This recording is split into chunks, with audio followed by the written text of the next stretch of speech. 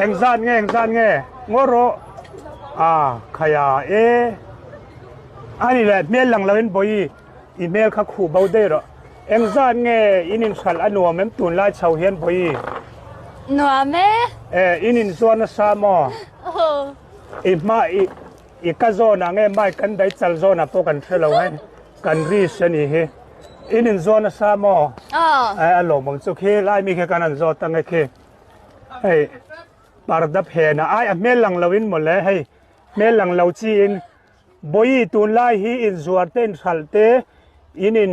thon zona sa em sai tabra cùng đang ăn em xuân là già lâu đấy bị bùi hẳn mà io hay kan ris mấy hay mel lang lâu kan hay mai ke anh ấy cho cùng đang cho ăn lâu mà bị bùi chú rất tầm phải lâu nhỉ mel anh ấy cho mà le hay pardat chana kan interview mi zau wal record ani hi mi zau wal record